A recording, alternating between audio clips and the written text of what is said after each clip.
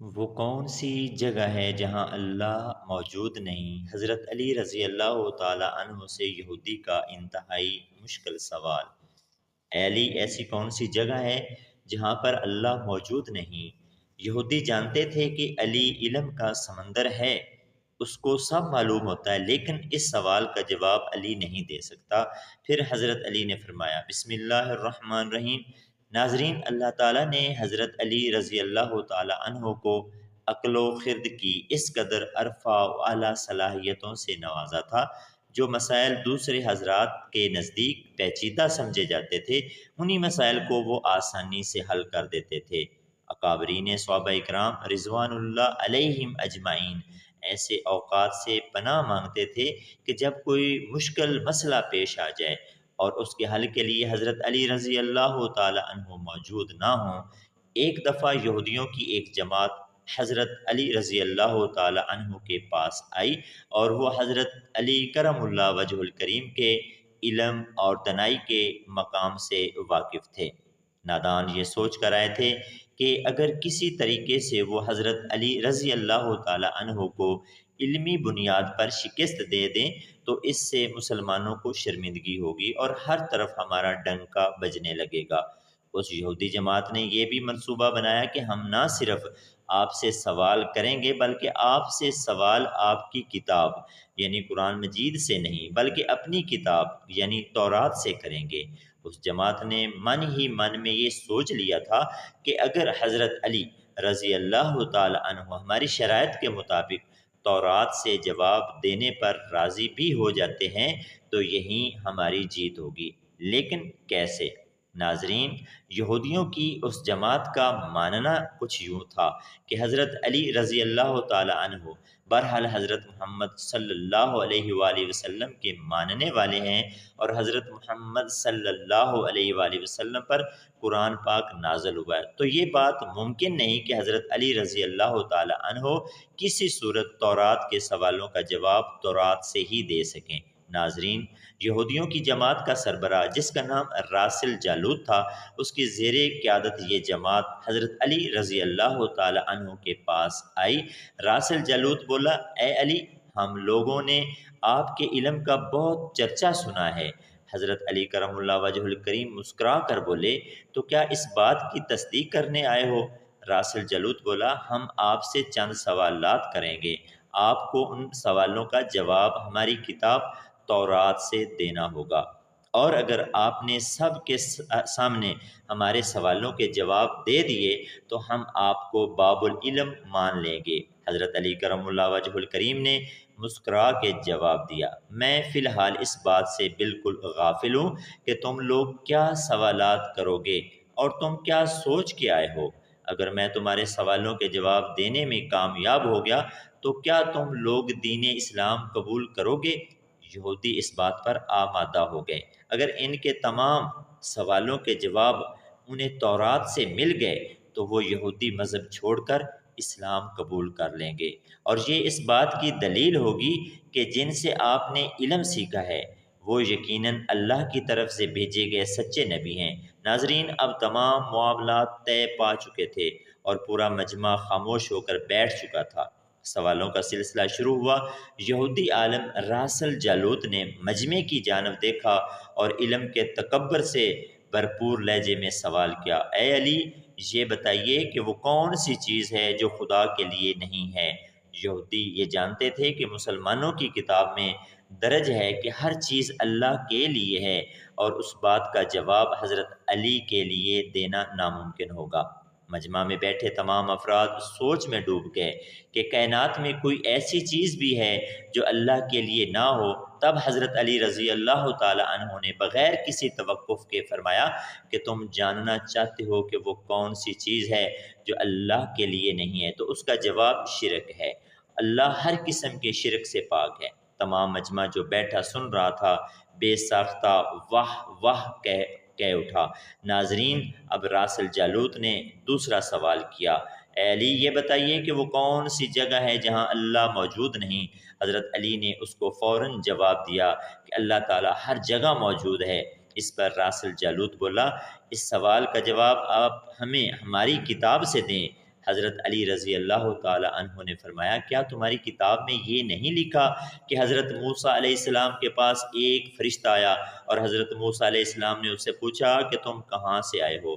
تو اس نے جواب دیا میں 7ویں آسمان سے آپ کے پاس حاضر ہوا ہوں۔ اتنے میں حضرت موسیٰ علیہ السلام کے پاس دوسرا فرشتہ آیا۔ حضرت موسیٰ علیہ السلام نے اس سے پوچھا کہ تم کہاں سے آئے ہو؟ اس نے جواب دیا میں زمین کے 7ویں طبق سے آپ کے پاس حاضر ہوا ہوں۔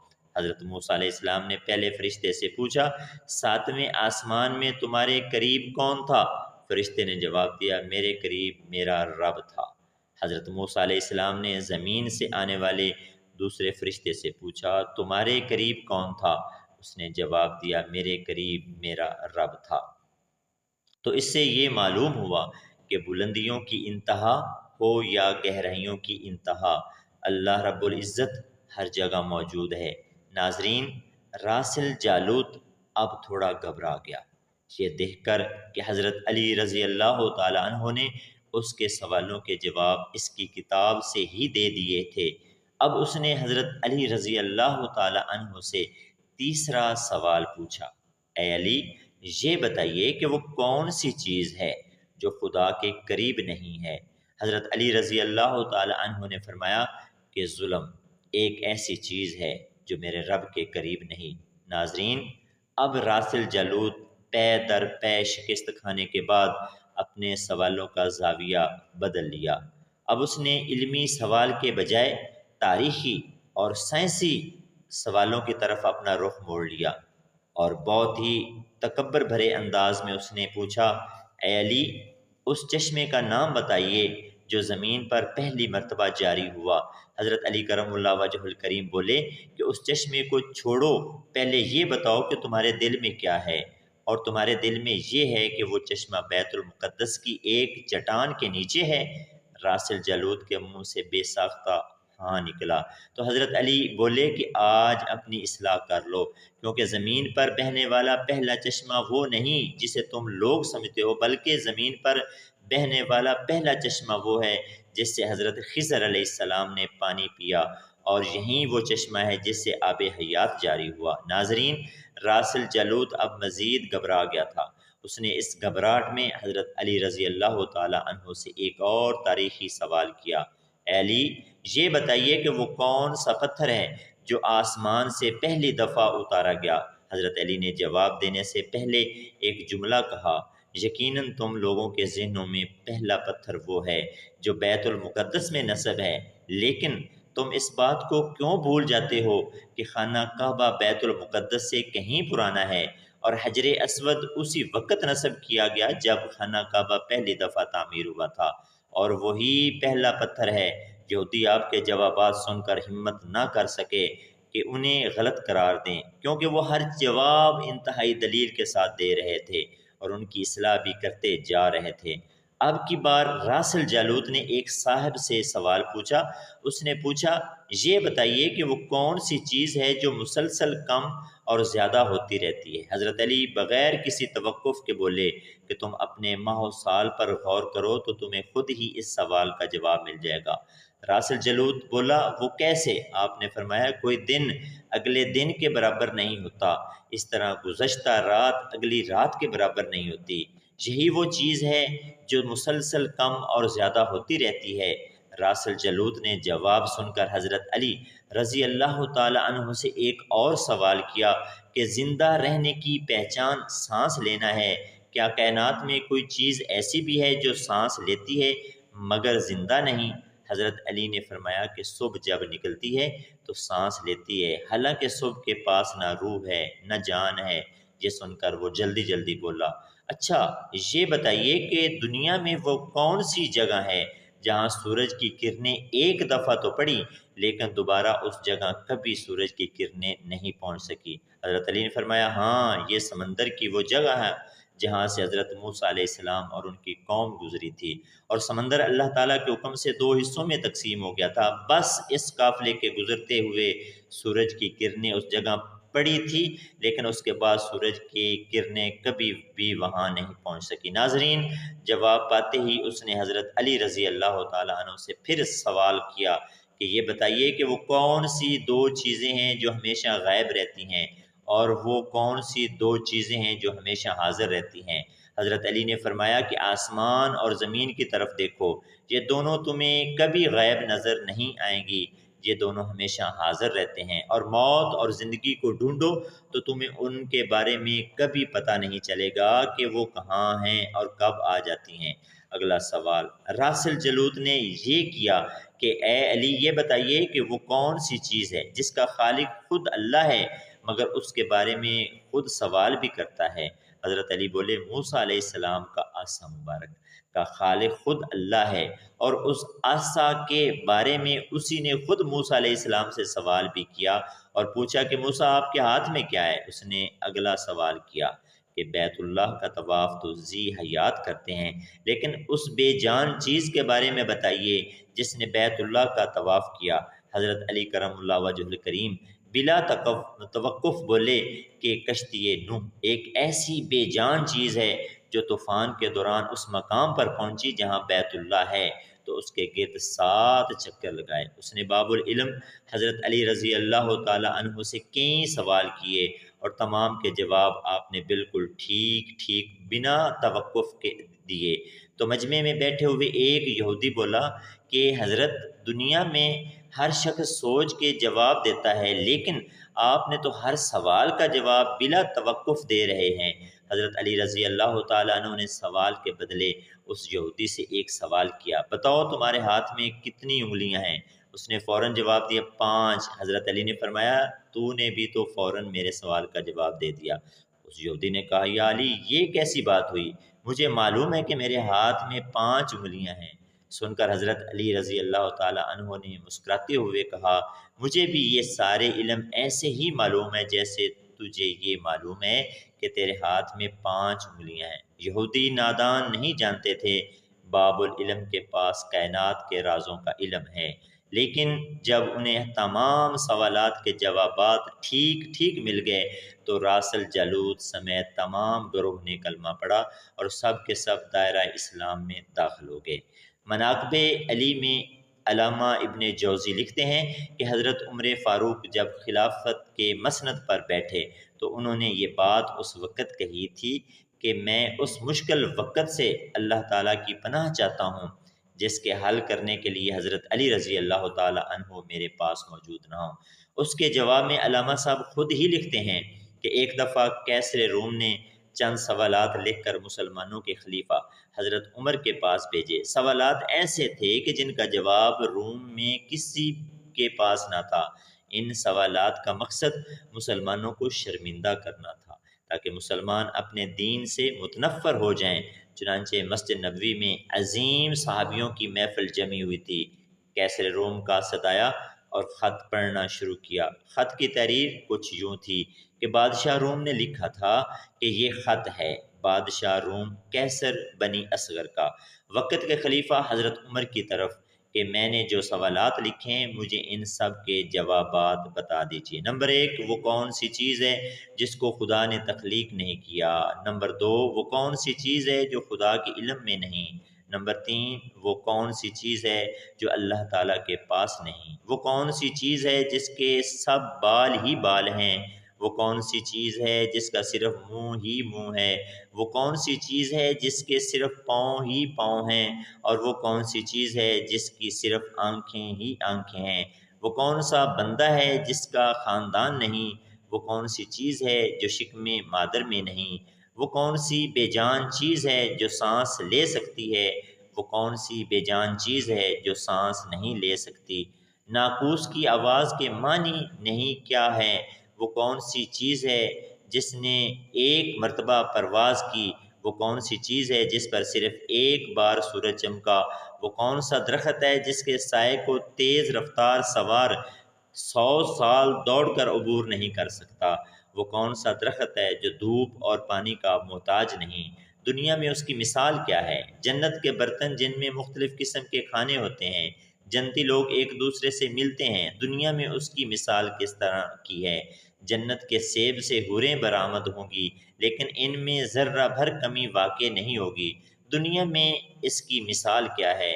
جنت کی چابیاں کیا ہیں؟ حضرت عمر نے خط پڑھتے ہی فرمایا کہ اس کا جواب تو صرف برادر رسول باب العلم حضرت علی رضی اللہ تعالی عنہ دے سکتے ہیں۔ چنانچہ خط ان کی طرف بڑھا دیا گیا۔ حضرت علی رضی اللہ تعالی عنہ نے لکھا، بسم اللہ الرحمن الرحیم، ماں بعد تیرا خط موصول ہوا، میں اپنے رب اور اپنے پیارے پیغمبر حضرت محمد صلی اللہ علیہ وآلہ وسلم کی برکت سے آپ کو ان سوالات کے جوابات دے رہا ہوں۔ وہ چیز جو مخلوق نہیں وہ خود خدا ہے، جس کو اللہ نے پیدا ہی نہیں کیا۔ وہ چیز جس کا اللہ تعالیٰ سے کوئی تعلق نہیں، وہ یہ بات ہے کہ اللہ تعالیٰ کا فلاں بیٹا ہے، حالانکہ خدا واحد ہے۔ خدا نہ کسی کی اولاد ہے اور نہ خدا کی کوئی اولاد ہے۔ وہ چیز اللہ تعالیٰ کے پاس نہیں، وہ ظلم ہے۔ اللہ تعالیٰ کا فرمان ہے کہ خدا اپنے بندوں پر کبھی ظلم نہیں کرتا۔ وہ چیز جو صرف بال ہی بال ہے وہ ہوا ہے۔ وہ چیز جس کا صرف منہ ہی منہ ہے وہ آگ ہے، اور وہ چیز جس کے صرف پاؤں ہی پاؤں ہیں وہ پانی ہے، اور وہ چیز جس کی صرف آنکھیں ہیں وہ سورج ہے۔ وہ شخص جس کا کوئی خاندان نہیں وہ صرف حضرت آدم علیہ السلام ہیں۔ وہ چیز جو شکم مادر میں نہیں رہی، 5 یہ ہیں۔ نمبر 1 حضرت آدم علیہ السلام، نمبر 2 حضرت حوا علیہ السلام، نمبر 3 حضرت اسماعیل علیہ السلام کی قربانی کا دمبا، نمبر 4 حضرت موسیٰ علیہ السلام کا عصا مبارک، اور نمبر 5 حضرت صالح علیہ السلام کی اونٹنی تھی۔ وہ بے جان چیز جو سانس لیتی ہے وہ صبح ہے۔ ناقوس کی آواز کے معنی یہ ہیں کہ حق ہے، حق ہے، ٹھہرو ٹھہرو، خدا عادل ہے اور وہ سچا ہے۔ کوہ طور پر وہ پرندہ جس نے ایک مرتبہ پرواز کی تھی، دریائے نیل کی سرزمین پر سورج ایک بار چمکا ہے۔ جس جگہ پر حضرت موسیٰ علیہ السلام نے اپنا عصا مبارک مار کر راستہ بنایا تھا، وہ درخت جس کو میں اگر تیز رفتار کے ساتھ بھی چلوں تو 100 سال تک بھی پار نہیں کر سکتا، وہ شجر توبہ کا درخت ہے جس کی شاخ جنت کے ہر محل میں جاتی ہے۔ دنیا میں اس کی مثال سورج ہے کہ جس کی کرنیں ہر گھر میں پہنچتی ہیں اور تمام زمین اس کی روشنی سے روشن ہو جاتی ہے۔ وہ درخت جو پانی کے بغیر اگایا تھا وہ درخت ہے جو حضرت یونس علیہ السلام کے لیے اگایا گیا تھا۔ اللہ تعالیٰ نے ارشاد فرمایا، ہم اپنے پیارے حبیب کے لیے کدو کی بیل اگاتے ہیں۔ جنت کے برتن میں بے شمار قسم کے انعامات ہوں گے، وہ ایک دوسرے سے الگ الگ ہوں گے۔ ان کی مثال ہم دنیا میں مرغی کے انڈے کی لے سکتے ہیں کہ جس میں سفید اور زرد دونوں پانی شامل ہوتے ہیں، لیکن ایک دوسرے سے ملتے نہیں۔ جنت میں جو سیب عطا کیا جائے گا اس سے حور برآمد ہوگی، اس کی مثال ایسے ہے جیسے کہ سیب سے کیڑا باہر نکلتا ہے، لیکن اس میں کمی واقع نہیں ہوتی۔ وہ چیز جو دنیا میں سب کے لیے برابر ہے، چاہے وہ مومن ہو یا کافر، لیکن آخرت میں وہ صرف اور صرف مومن کو عطا کی جائے گی۔ وہ کھجور کا میوہ ہے جسے آخرت میں صرف مومن ہی کھا سکے گا، جبکہ دنیا میں اسے مومن اور کافر دونوں یکساں استعمال کرتے ہیں۔ جنت کی چابیاں کلمہ توحید ہے۔ ابن مسیب سے مروی ہے کہ خط بادشاہ روم کو ملا، اس نے خط کو پڑھ کر کہا، میرے سوالات کے جوابات صرف اور صرف خاندان رسول سے ہی مل سکتے تھے۔ پھر دریافت کیا کہ یہ جواب کسی اعلیٰ ہستی نے دیے ہیں۔